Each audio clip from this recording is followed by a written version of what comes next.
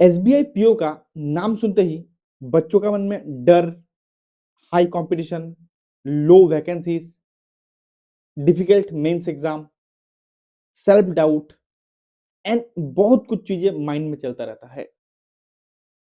ये तो कहावत कहीं ना कहीं पे आपने सुना ही तो होगा कि अच्छा चीजों के लिए कीमत भी अच्छा अदा करना पड़ता है। और ये तो आपका करियर चेंजिंग अपॉर्चुनिटी है, तो यहाँ पे तो आपको अच्छा कीमत देना ही पड़ेगा। अभी आपको डिसाइड करना है कि आप कितना अच्छा कीमत देने के लिए राजी हो। एंड उससे भी पहले ये डिसाइड करना पड़ेगा कि आप कीमत देना चाहते हो या नहीं। अगर आपका आंसर हाँ है तो कुछ चीजों को, कुछ खामियों को आपको चेंज करना पड़ेगा जो हर साल बच्चे करते हैं, जिसकी वजह से वो बच्चे कंटेंडर होते हुए भी सिर्फ भीड़ का हिस्सा ही बने रहते हैं। अभी ये गलतियां क्या है, खामियां क्या है, इसी के बारे में हम लोग डिटेल्स डिस्कस करेंगे। Hello guys, welcome to day of hope. I hope आप सभी का प्रिपरेशन बहुत ही बढ़िया चल रहा है। तो आज मैं आप लोगों के साथ एसबीआई पीओ में किए जाने वाले कुछ कॉमन मिस्टेक्स के बारे में बात करेंगे। जो ये जो आपके पास अभी 5 to 6 वीक का समय है, इस पे अगर आप काम कर लेते हो, इस समय में अगर इस पे आप काम कर लेते हो, तो आपको जॉब लेने के लिए कोई नहीं रोक पाएगा। तो चलिए और देरी ना करते हुए डायरेक्ट मुद्दे पे आते हैं। देखिए, एसबीआई पीओ का नाम सुनते ही बच्चों का मन में जितना भी डर होता है, वो नोटिफिकेशन के बाद वो चीजें बढ़ते रहता है। तो इससे क्या होता है, एक फियर, एक डर बच्चों का मन में ऑलवेज रहता है। इस डर को आपको हराना है। देखिए, मैं उतना घुमा फिरा के बात नहीं करूंगा, मैं आपको सिंपल सा बात करूंगा। आज ये बात बिल्कुल सच है कि एसबीआई पीओ बैंकिंग एग्जाम का one of the most toughest exam है। इसमें सिर्फ जो बच्चे अनएम्प्लॉयड है वो बच्चे अप्लाई नहीं करते हैं। इसमें जो बच्चे एसबीआई क्लर्क में है वो भी बच्चे आते हैं, जो एस आईबीपीएस पीओ में है वो भी आते हैं, जो आरआरबी पीओ में है वो भी आते हैं, जो आपका आईबीपीएस क्लर्कियल में है वो भी आते हैं। सब बच्चे यहाँ पे आते हैं। ये जो 1500 वैकेंसी आपने देखा है, ये 1500 वैकेंसी, ये सब लोग मिलके पूरा भीड़ बना देता है। अभी आपको सोचना है कि उस भीड़ का हिस्सा बनना है या आपको जॉब लेना है। अगर आप जब जॉब लेना चाहते हो तो ये जो भय है आपका मन से, ये भय को हटाना पड़ेगा। और भय को हटाने के लिए एक ही चीज आपका माइंड में रखना है कि आपको मिलने क्या वाला है। बिकॉज आपने जो इतना डेडिकेशन से, इतना मेहनत से, इतना इतना कुछ आप कर रहे हो, उसके बाद जो आपको फल मिलेगा ना, वो बहुत ही ज्यादा स्वादिष्ट होगा। और वो आपका मेहनत से कई गुना ज्यादा अच्छा होगा। एक सिंपल सा बात सोचिए ना कि अगर आपका प्रिपरेशन अच्छा है, अगर आप थोड़ा स्मार्ट वे से चीजों को देख रहे हो, अगर आपको जितना पता है उतने को ही अगर आप सही ढंग से प्री में एंड मेंस में आप चीजों को पोर्ट्रेट कर पाते हो, तो आपको कौन रोक पाएगा बोलिए? कोई रोक पाएगा? नहीं पाएगा ना। तो टेंशन क्यों लेना? तो आपके पास तो खोने के लिए कुछ भी नहीं है, लेकिन पाने के लिए बहुत कुछ है कि नहीं है? दूसरा, प्रीलिम्स पे फोकस। अभी देखिए, मेंस एग्जाम के लिए आपके पास नियर बाय 5 to 6 वीक का टाइम है। अभी इस समय में बच्चे जो सबसे बड़ा गलती ये करते हैं कि मैक्सिमम जो टाइम होता है वो मेंस को दे देते हैं एंड प्री के लिए मिनिमम समय देते हैं। एंड एग्जाम का हफ्ता 10 दिन पहले से ही फुल्ली प्री का प्रिपरेशन में डेडिकेशन से करते हैं, जो मेरे हिसाब से सबसे बड़ा गलती है। अभी इसमें गलती क्या होता है, देखिए कि देखिए अभी आपके पास मोर देन 1 मंथ का समय है। नियर मैं 1 मंथ ही मान लेता हूं।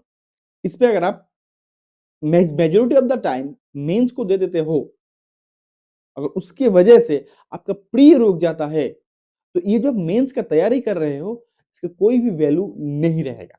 हम लोग का मेंस का प्रिपरेशन कितना अच्छा है वो मैटर तब तक नहीं करेगा जब तक हम प्री क्लियर ना कर ले। तो बेटर क्या है कि अभी से ही प्री का एक डे टू डे का शेड्यूल बनाइए और उसको डेडिकेटेडली फॉलो कीजिए। एंड साइड बाय साइड आप मेंस को भी दीजिए, लेकिन प्री को इग्नोर मत कीजिए लास्ट मोमेंट के लिए। थर्ड, प्री में जीनियस नहीं बनना है। अभी ये मैंने क्या बोला, थोड़ा ध्यान से सुनिएगा। बच्चों का सोचना ये है कि एसबीआई पीओ हो, जो भी एग्ज़ाम प्री होता है, मुझे वहाँ पे जाके टॉप करना है, सबसे ज़्यादा नंबर लाना है। और इसी सोच के चलते क्या होता है कि ज़्यादा नंबर लाने के चक्कर में बहुत बच्चे पहले क्या करते हैं कि सिलेबस को मैक्स टू मैक्सिमम कंप्लीट करने की कोशिश करते हैं। जो टॉपिक उनको लग रहा है कि ये टॉपिक को अगर मैं इग्नोर करके थोड़ा-सा अगर उसको मैं मुझसे नहीं बन रहा है, इसको थोड़ा-सा हटा के जो टॉपिक मेरा बेस्ट है, उसमें अगर मैं ज़्यादा फोकस देता हूँ, मैं नंबर ज़्यादा ला पाऊँगा। ये पता होते हुए भी वो ज़बरदस्ती उन टॉपिक पे अपना टाइम इन्वेस्ट करते हैं, जहाँ का आउटकम उनके लिए बहुत ही कमती है। अगर आप एसबीआई का ही अगर आप बात ले लेते हो, लास्ट 5 साल का अगर मैं कट ऑफ देखोगे, तो आप 70 का भी टच किया ही नहीं। अगर मैं मान लेता हूँ कि आप अगर आप 70 को ही टारगेट बना के चलते हो, स्टिल आपके पास 30% कुछ चीज़ें आप छोड़ सकते हो। अभी ये आपको डिसाइड करना है कि कौन-सा 30% आपको छोड़ना है एंड कौन-सा 70% आपको करना है। बिकॉज़ वो 30% के चक्कर में अगर आप जाओगे, तो वो ये 70% खराब हो सकता है। तो आपको 70% के ऊपर ज़्यादा फ़ोकस करना है, ना कि उस 30% का ऊपर। फोर्थ, प्री का मॉक देना।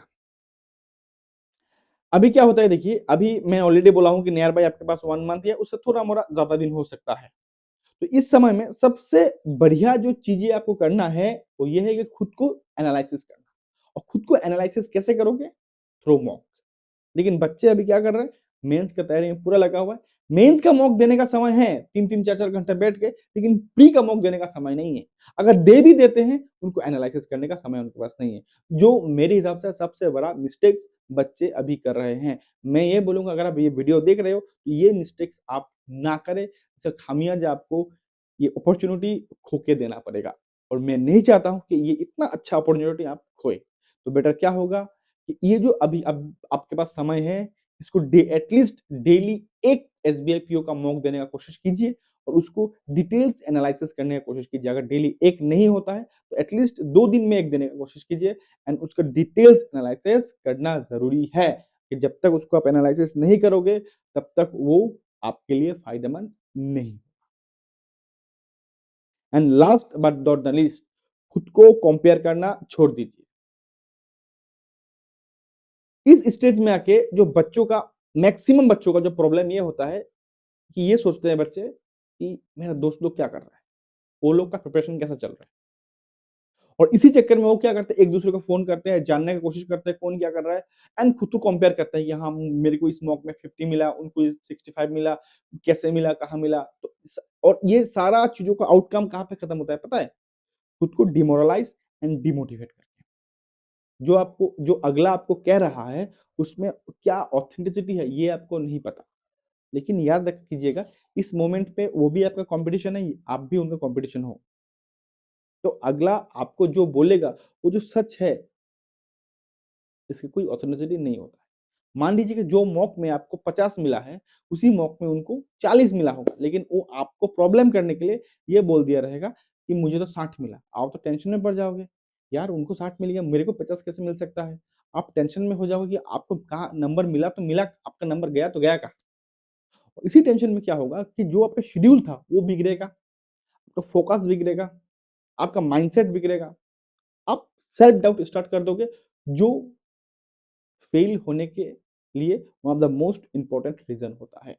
तो मैं ये बोलूँगा कि ये सब छोड़िए, किसी को कंपेयर नहीं करना है, सिर्फ़ ये देखना है कि मैं कल से बेहतर हूँ कि नहीं, बस।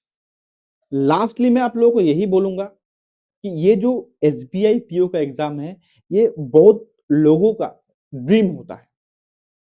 अगर यहाँ पे इस मोमेंट पे अगर आप कोई भी गलत स्टेप लोगे, तो कहीं न कहीं आप अपने सपनों से दूर होते रहोगे।